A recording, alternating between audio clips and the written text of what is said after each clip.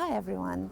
Today I wanted to talk about the fact that we are constantly in a relationship, whether it's with other people or events in our lives or our work or neighbors or friends or pets or our possessions. We're constantly in a relationship, and what many of us don't realize, and it took me a while to understand, is that we think we're reacting to these people or these events or this something that's happening on the outside, but in fact we're reacting to our own feelings about what's happening. So what was interesting is that I joined exactly a year ago. I joined a year-long program with a business coach. One of the things that I wanted to create was to create a group program and to break into a particular, a six-figure income bracket. And it was a kind of a challenge that I've created for myself in order to kind of legitimize the fact that I am in business. Because for the longest time, I was frightened to call what I do a business. I felt like an imposter. I didn't know anything. I never was an entrepreneur. It wasn't me, right? So so I didn't even have a website until roughly a year ago. It was in April of 2021 that I finally unveiled my website. So it was a long journey. And I wanted to talk about it today because my relationship with my business was a kind of, it was almost like, when we have a girlfriend or a boyfriend that we're afraid to introduce to our family. It's like we try to hide that part of us. And my relationship with my business, my coaching business, it is, I can fully own the fact that I'm in business today. My relationship with that side of me prevented me from calling it that way, because it meant that I needed to accept my relationship with money that was still and still is quite complicated. I needed to also own that I am that person, right? Call myself a businesswoman, which was really, really tricky and difficult. And there was so much resistance and so much fear, really fear, because I was becoming visible in a new way. So what is interesting for me today, a year after I joined this program, I had satisfied the goals that I have set for myself. I broke the six figures in income. I have created the course. But what I realize now is that it didn't heal my scarcity fears, and it didn't really heal my relationship with money. So we think that increasing the amount of money we have is going to heal our relationship with scarcity. But in fact, what I'm learning is that money is just one of the expressions of abundance, but it's not abundance itself. It's just one of the aspects, one of the expressions of abundance. And what I've learned in my life, where I've gone through several extremes several times, from extreme, scarcity to extreme what felt like abundance, but in fact, it always felt the same within.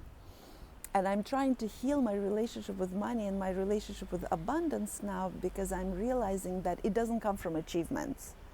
Achievements remain on a superficial level of our relationship with ourselves, because by achieving a goal that we set for ourselves, it feels good and it makes us feel better about ourselves. But then we become dependent.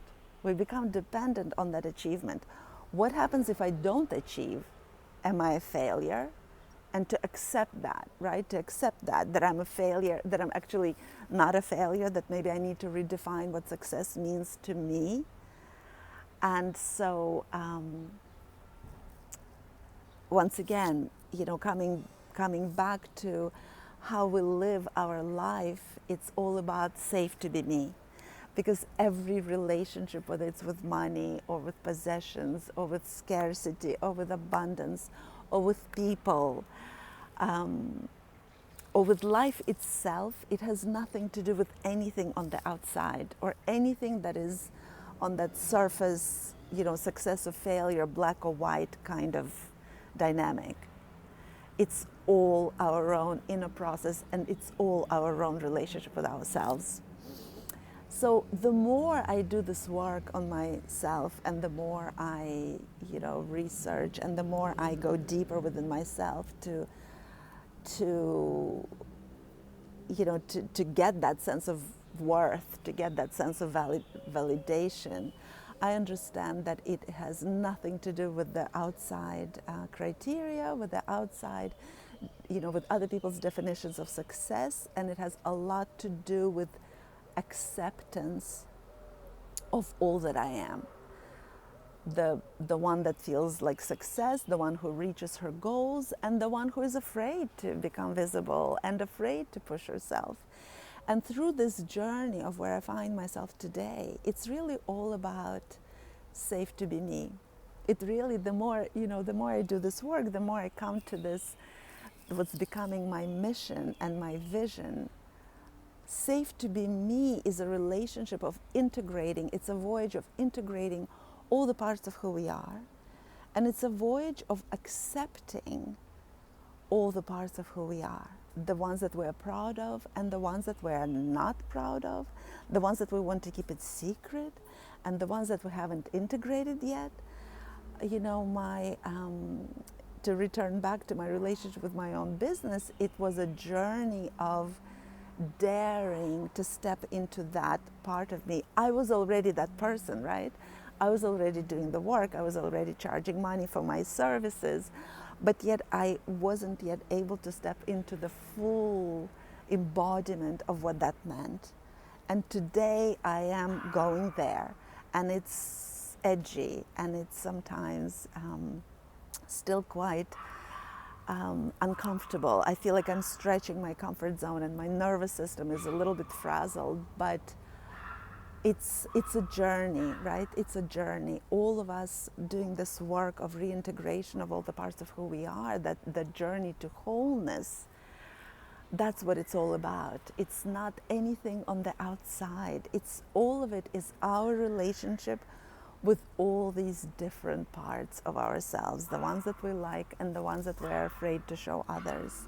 And it's when we accept all of it, all that we are, that's when we can finally feel safe to be me, because we've met all those sides of us. We've stared them in the face, and we've finally admitted that they have place to be, and we've integrated all those parts, and we've become whole. And that is the process of safe to be me. It's really, being there, showing up for yourself, day in, day out, for the good, the bad, the ugly, the all of it, the everything in between, and coming to that kind of center, that kind of wholeness, that kind of centeredness, anchored in the now, owning all that we are. So just wanted to share this today. I didn't really have anything in particular, any kind of particular message to reveal, but really just wanted to share about the things that I'm thinking of, what I'm going through these days as I'm coming to an end of this year-long program with my business coach, and all the things that I've faced about myself and my relationship with my own business. All right, please let me know how it lands for you, and if money and abundance are subjects that interest you, I would love to continue talking about that, because this is the relationship that I'm focusing a lot on these days, beyond my relationships as a mother, beyond my relationships as a romantic partner, friendships. I'm now also dealing with my relationship with money and being a business person. All right, everyone. Talk to you soon.